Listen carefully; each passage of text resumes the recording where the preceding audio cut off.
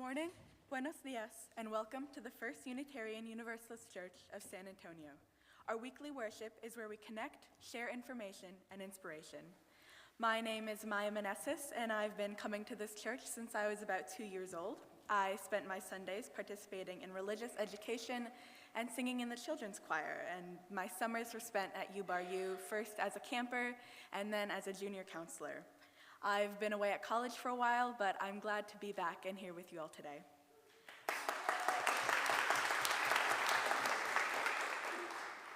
Let's acknowledge this geographic place where we are currently located.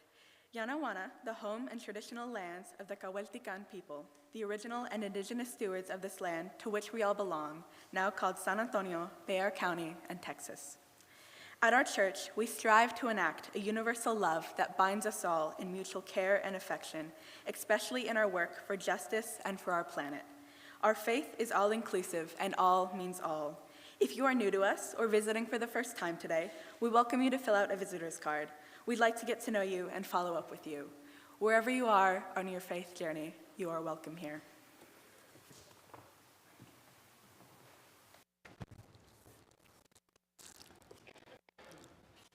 To remember our promises. Bring who you are as you enter this sanctuary this morning. Bring your best self, your struggling self, bring your mistakes and your triumphs. Bring your shortcomings and your recommitment to good. This morning we will consider a valuable matter of worth, that of the strength of vulnerability. And that may sound like an oxymoron, yet I trust we'll find something about it that's real for us, and during the next hour we will gain some inspiration. I certainly want to acknowledge Jaime, who played the clarinet for the first time for us this morning. Are you feeling a little vulnerable?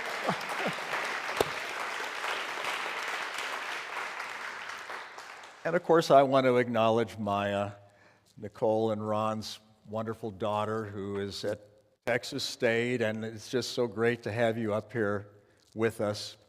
And I kind of want to acknowledge this turtle shell that's up here next to the flowers.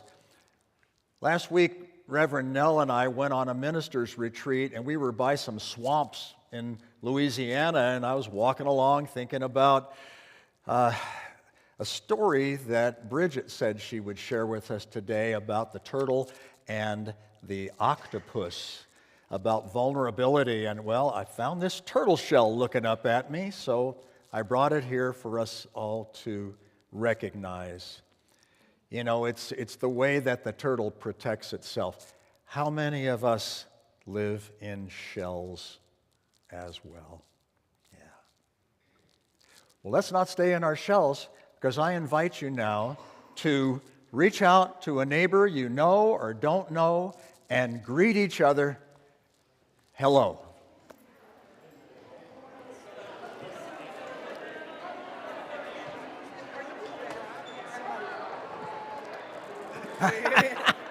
Are you a hugger?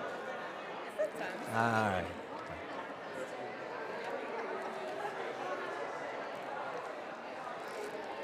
Welcome, welcome, welcome.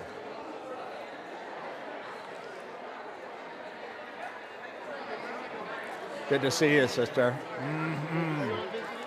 Yes. Yes. Well, welcome. Good to see you again. Megan and Branson. Hi, y'all. Welcome from Bernie, huh? All right. Cool. If you have any questions.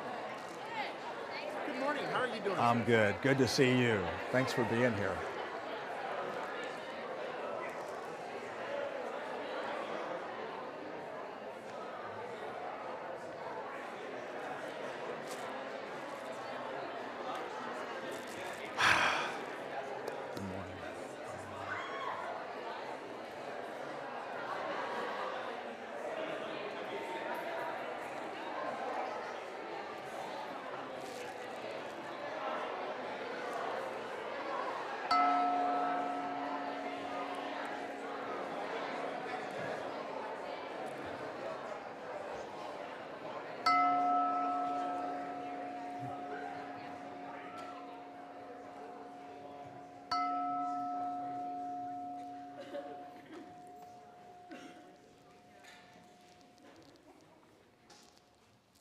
Gotta love the exuberance. I invite you now to turn to your gray hymnals to number 99. It's an old classic, Nobody Knows the Trouble I've Seen, and our choir will lead us in this. Please rise in body or spirit. Jaime?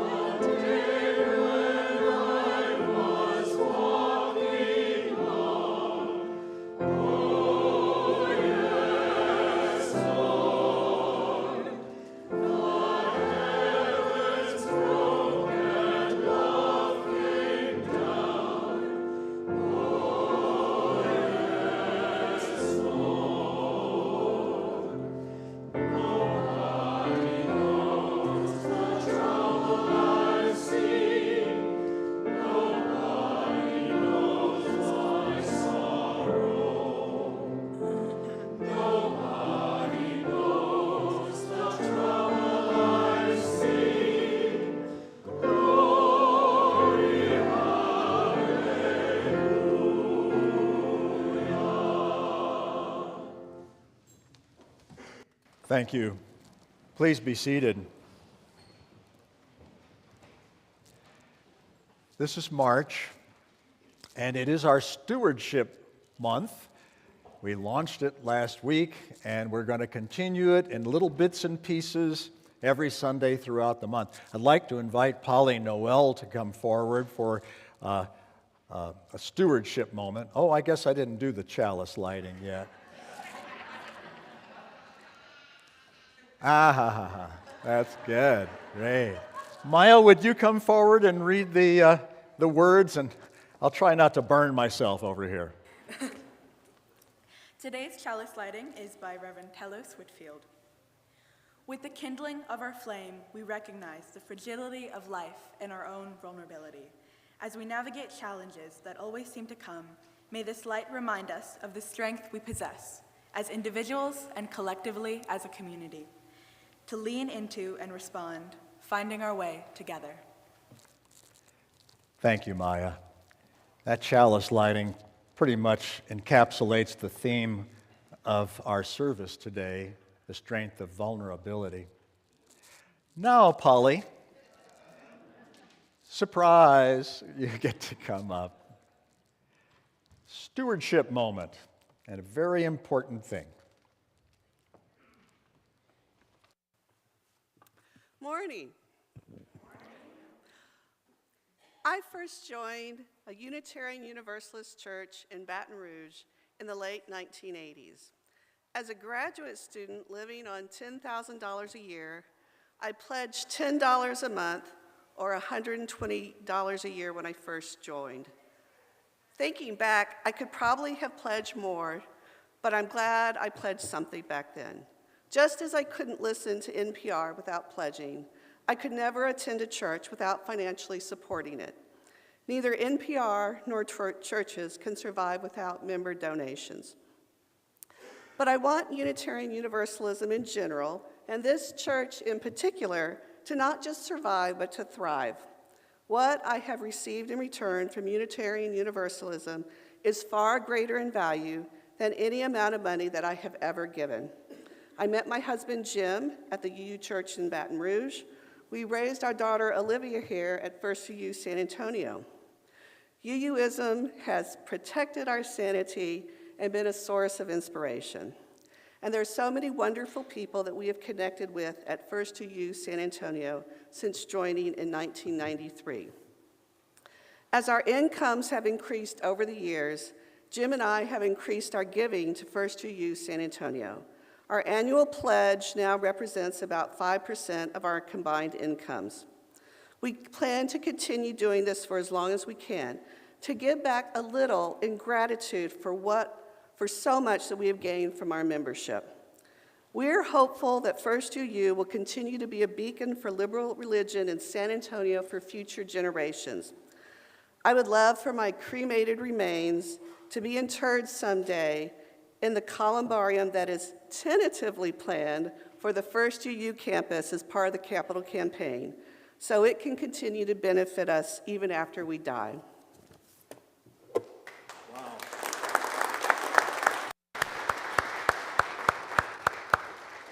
Thank you, Polly. That's a terrific testimony. Come on up, Maia, and we're going to share with you and ask you to share with us. You'll be able to, we're going to do the covenant first, right? Yeah. I'm so uncertain up here. Why don't you read the first part, Maia? Okay. We are called as Unitarian Universalists to build a beloved community where all are welcome as blessings. Let's recite our covenant that articulates our promises and binds us together. Please read together. Love is the doctrine of this church. The quest of truth is its sacrament, and service is its prayer. To dwell together in peace, to seek knowledge in freedom, to serve humanity in fellowship, to the end that all souls shall grow into harmony with the divine. Thus do we covenant with each other. And in Español, El amor es la doctrina de esta iglesia. Su sacramento es la búsqueda de la verdad, y su oración es el servicio. Convivir en paz, buscar sabiduría en libertad, dar a la humanidad nuestro servicio fraternal, para que todas las almas crezcan con la divinidad. Así pactamos el uno con el otro. Thank you so much. And now, music from our wonderful choir. The choir is going to do a little bit of a jump on the joys today because our hearts are full of joy having Dana Clark back with us.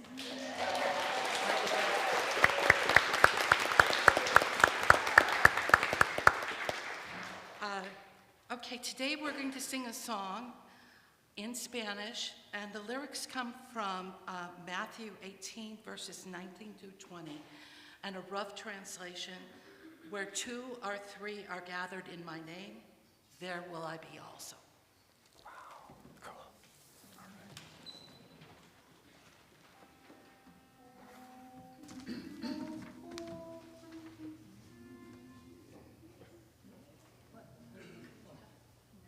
No.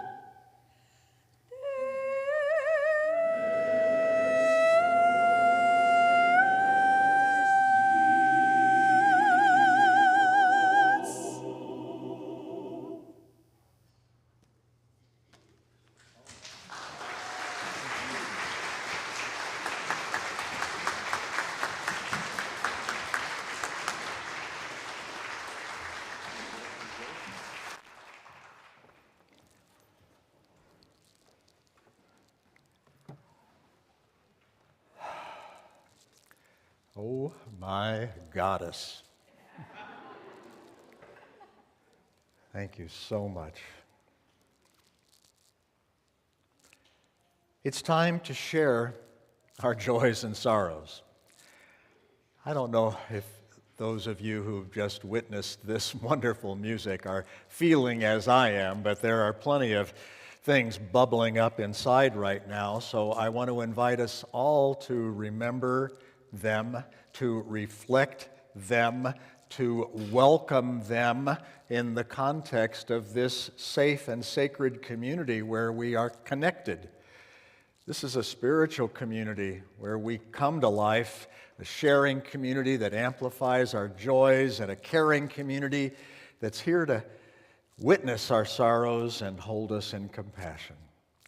So as we listen more deeply, see each other more clearly, love each other more dearly, let's now come forward mindfully down the side aisles from your seats and light a candle, and let's return up the center aisle as suits your path to your seat while Jaime accompanies us.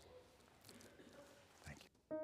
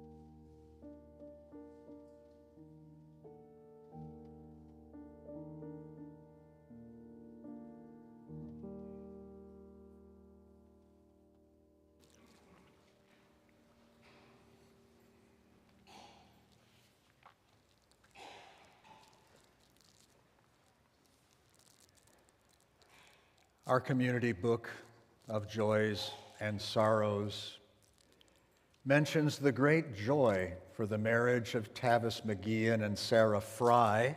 Their wedding was yesterday afternoon, and we wish them every joy.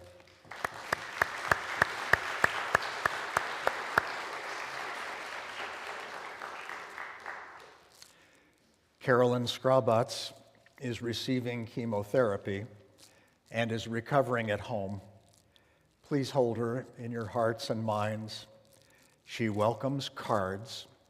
You will find our address in the congregational directory. Thank you from my heart. Another one of our members writes, "I'm glad my dad feels better after hospitalization 2 weeks ago." Wonderful longtime member Marguerite Myers died early Saturday morning. Please hold her family and especially her husband Peter in your hearts and minds. Her memorial service will be here and will be announced soon. The Dear family lays their grandmother to rest this week. That is yet another family and another death. In celebration of high school trips to New York City, woohoo! And in celebration of Stone in Stream, eco-poets. My. Got to check that out. And Connie Reyes, who's with us today, had a birthday on March the 6th.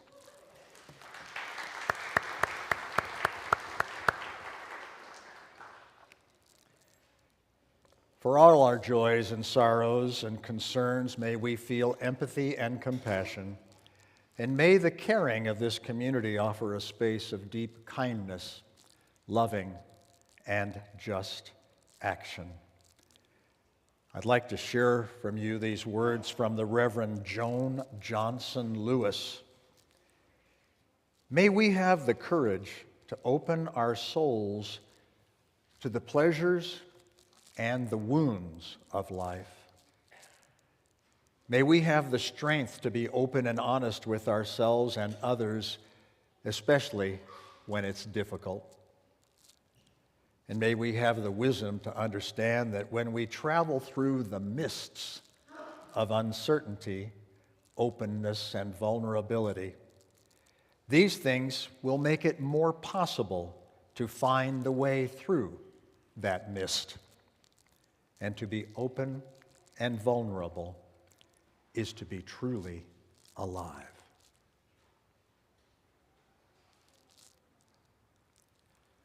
Bridget, would you come forward and share with us the story for today? Let's all listen up.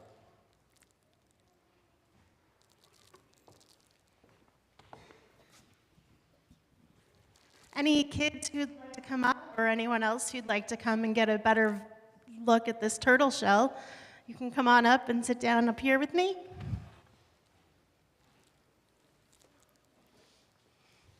Hi. Looks like it's just the two of us. And that's all right.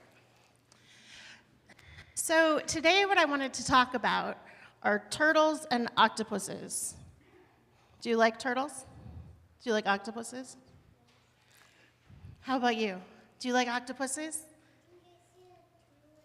You do see a turtle up there. That's awesome. So what's one of the biggest differences between turtles and octopuses? What do you got, Americo? Yes, turtles have shells and octopuses do not. Which animal do you think is more vulnerable? Vulnerable means which one can get hurt easier? Octopuses, yeah. They don't have that shell to protect them, right? But the amazing thing is that turtles and octopuses came into being about the same time, hundreds of millions of years ago. And I know, it's so long ago I can't even imagine. And turtles have hardly changed at all. There are only 7 species of sea turtles. There are over 300 species of octopuses. That is the correct plural, by the way. I had to look. And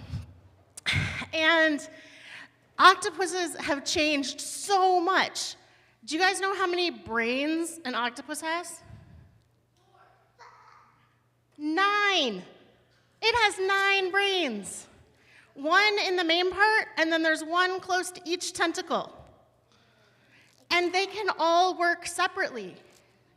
1 more. There you go. They're perfect, 9.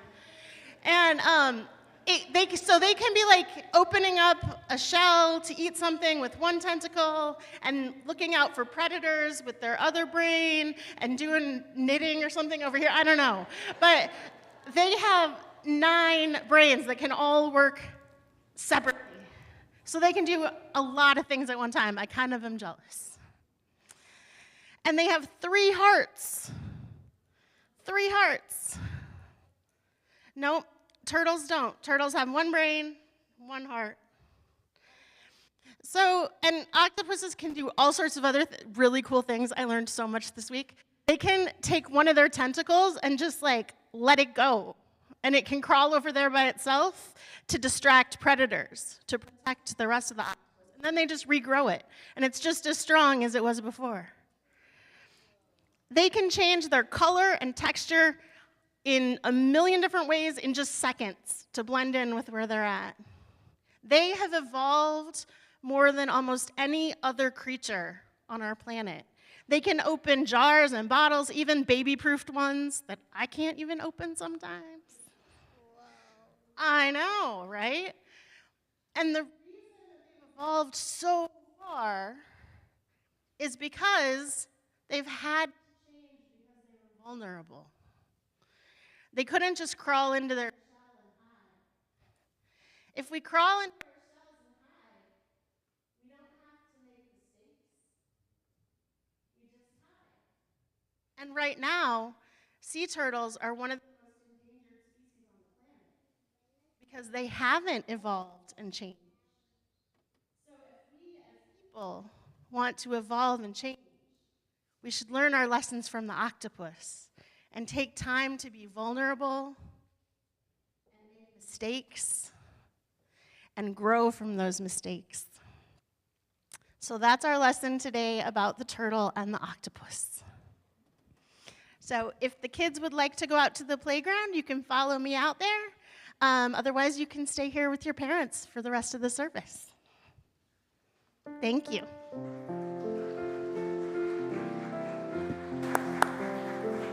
May the road you travel guide you safely. May a friend be always at your side. May the love you find here in this moment guide your way and fill you with delight. Que tu camino te guíe bien seguro, y un amigo se queda a tu lado. El amor que encuentras en un momento te guíe llena con placer.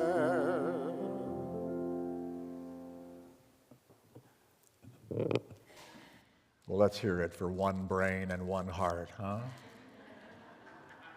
It's what we got to deal with here, folks.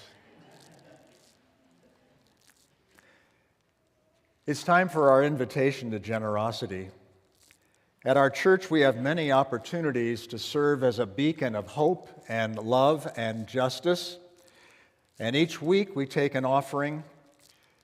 And so now let's take a moment to think about our ministries, our mission.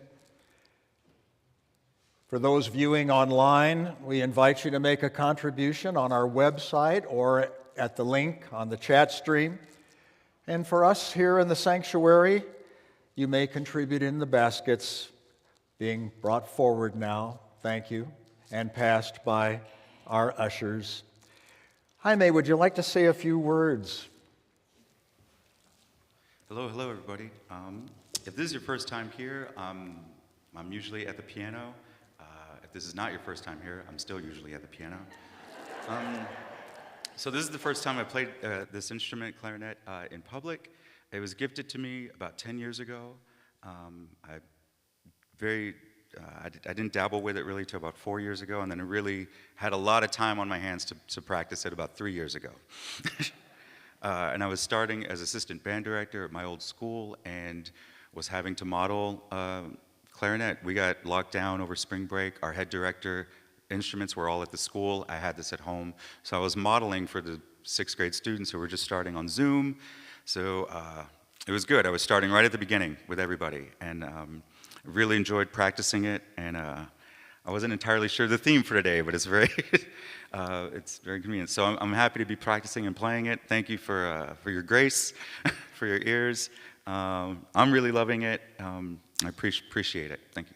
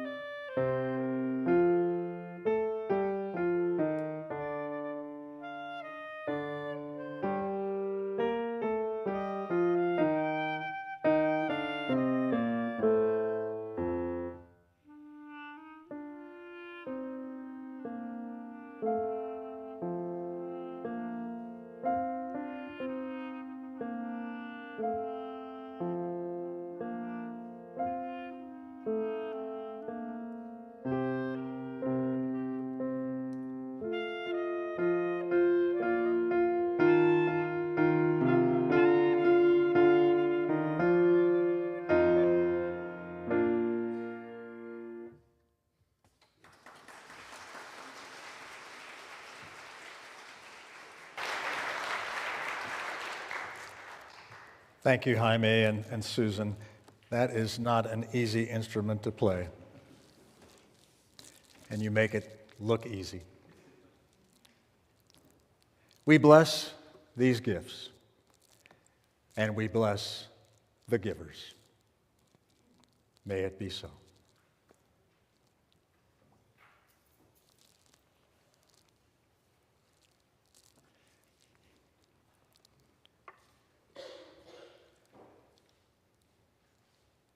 We need one another.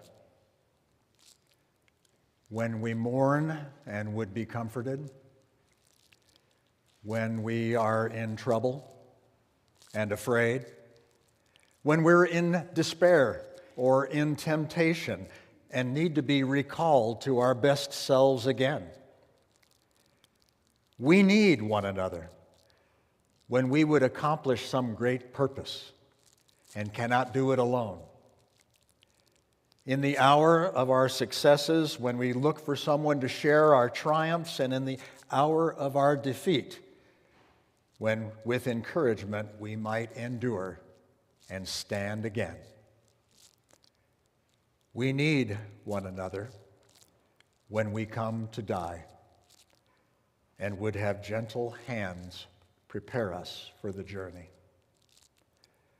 All our lives we are in need, and others are in need of us.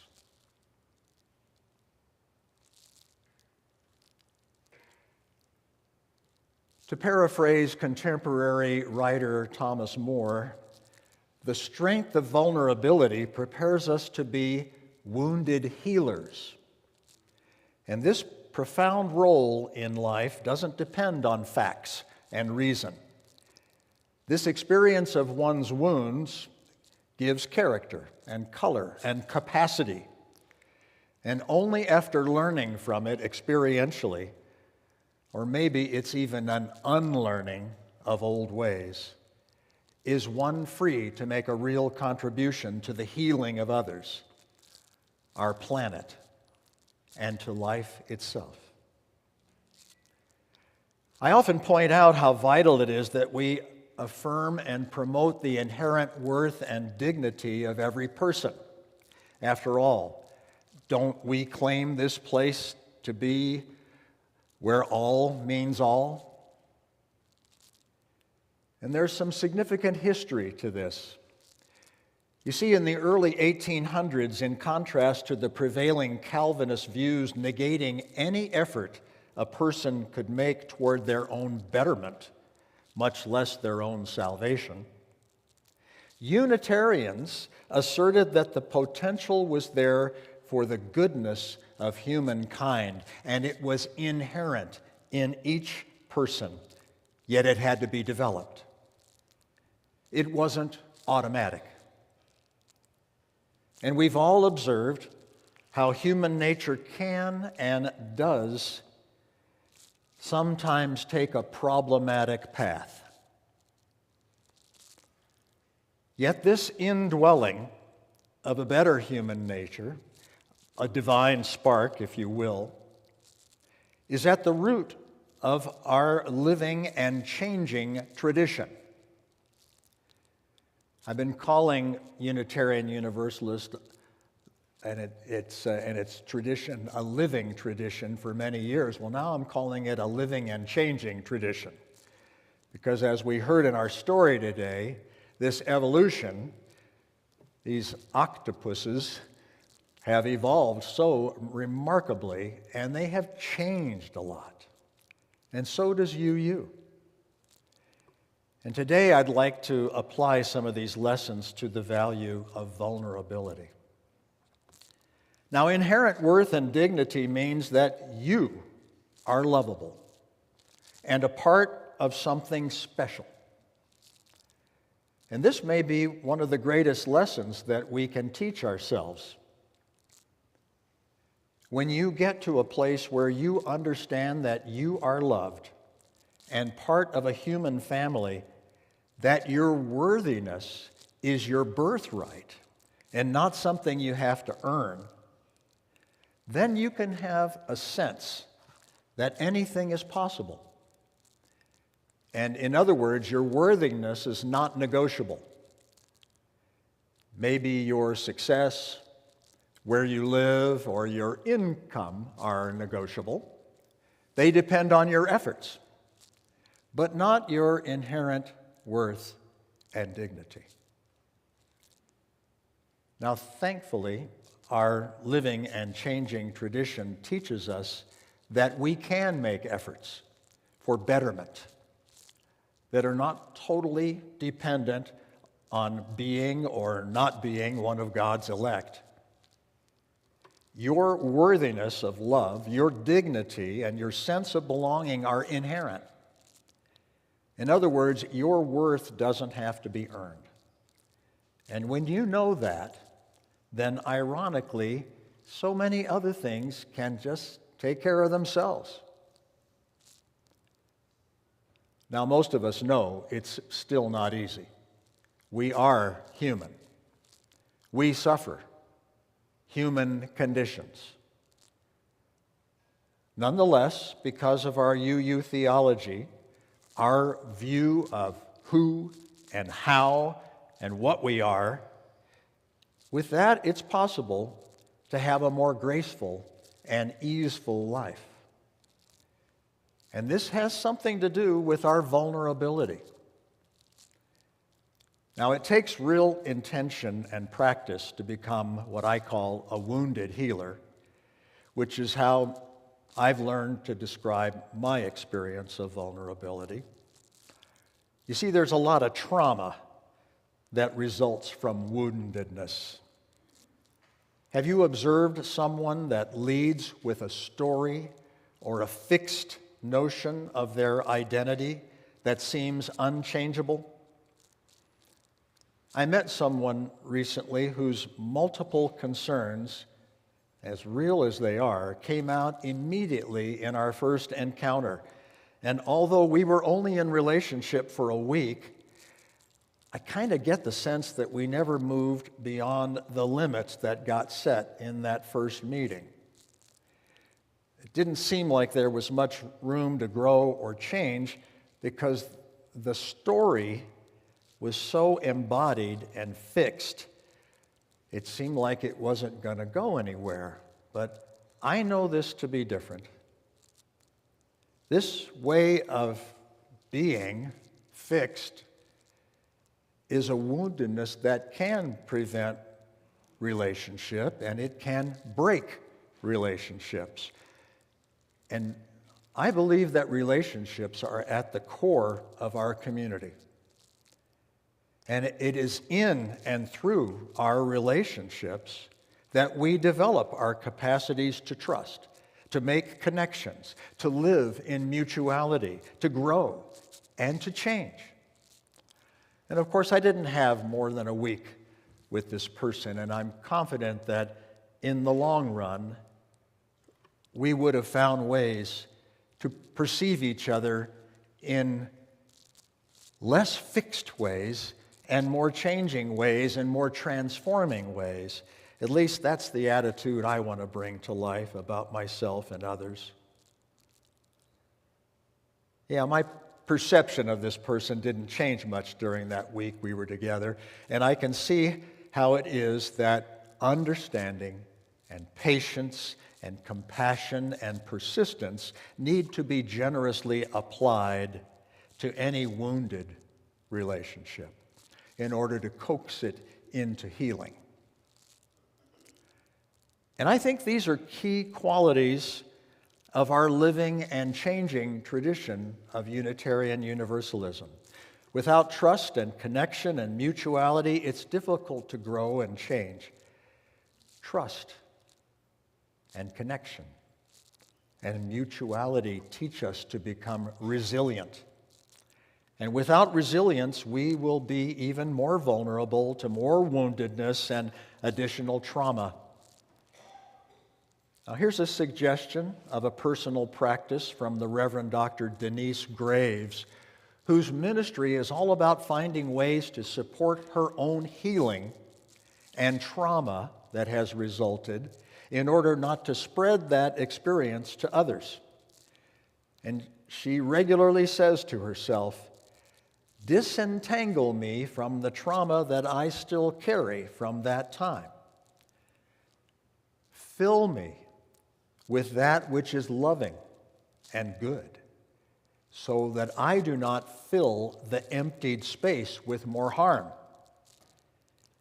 Teach me how to live in my newness, so that the old story is no longer dominant or worth repeating, claiming the whole of me.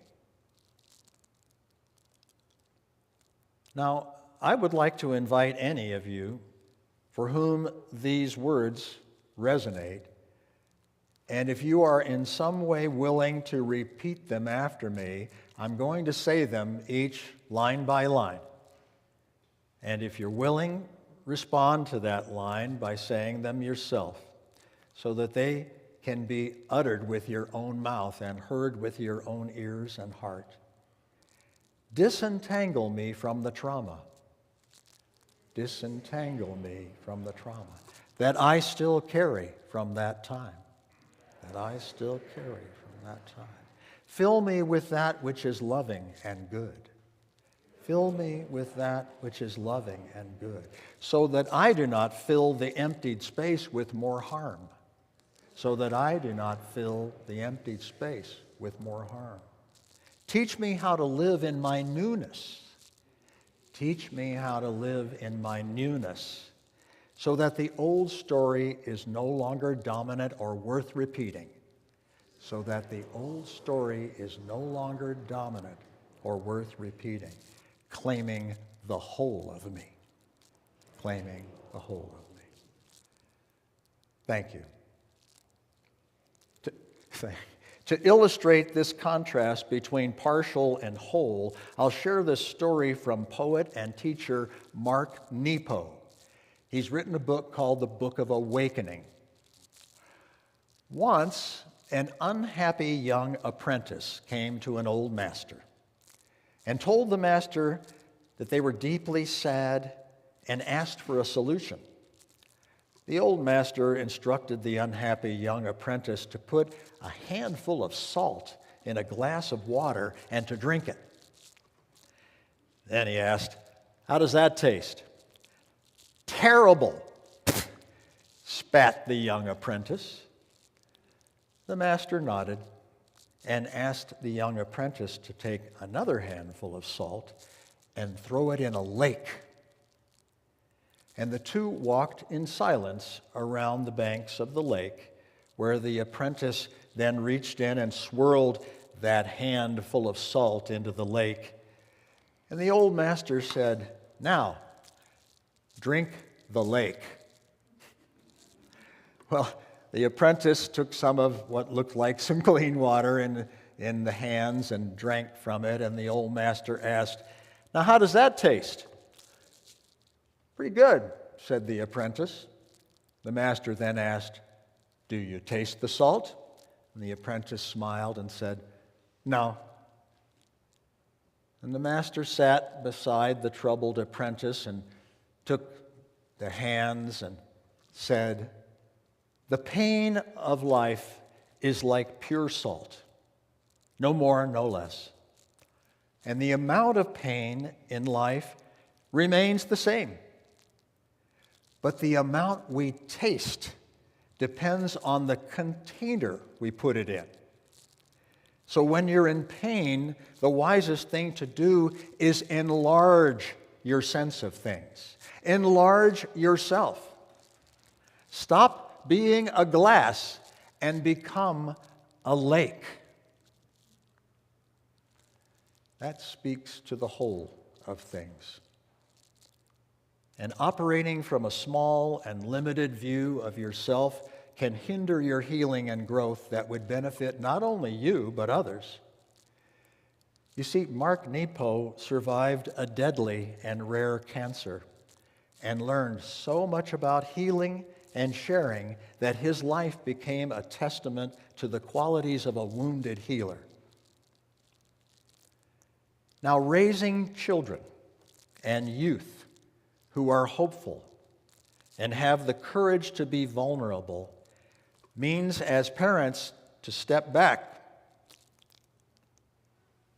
and not always be shadowing our children, not always hushing their critics and trying to assure their victory. Could it be that they won't learn that they have the ability to dare greatly on their own? And if they do not dare greatly on their own, they may not develop courage And I shudder to think of the future that we give our children and youth if we do not teach them to be courageous by being real and vulnerable. Being vulnerable is about staying connected to each other, no matter what happens. And that has a particular meaning within our community. Sure, this community may not be for everyone, but it's not for our lack of stating over and over and to the best of our abilities that we welcome diversity, that we invite participation, and we embrace compassion. Ours is to grow in vulnerability and to learn from everyone here, our elders, our members, our friends, and others who are more disenfranchised in our society, and especially from our youth. So what is the strength of vulnerability? To me, it means being real and being direct and being open. And when we live from that space, we can access our courage. And being courageous is a stepping stone toward being truly creative. And in our UU congregation, the strength of vulnerability is found in our collective, this covenant collective, this whole, this many relationships united as one. And I thank you for listening to this today, and I hope you heard it, and I hope some of it penetrated. I did a lot of talking. I also need to do more listening, and I appreciate your support and ideas. In fact, it's from you and things you've shared with me that I derived much of what this sermon said today. So I'd like for us to respond by opening our gray hymnals to number 108, and rising in body or spirit, let's sing "My Life Flows On" in endless song. Please rise.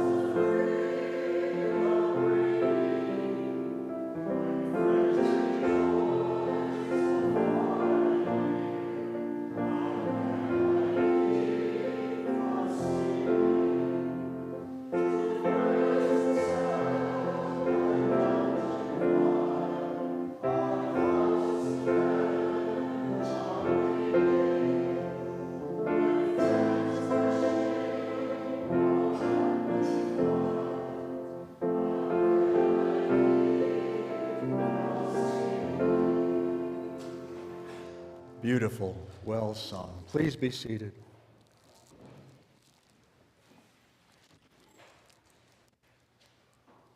I'd like to offer you a few more words of Mark Nepo and go from here remembering them. Unconditional love is not so much about how we receive and endure each other. It's about the deep promise we make to ourselves to never, under any condition, stop bringing the wounded and flawed truth of ourself to each other. No one's perfect,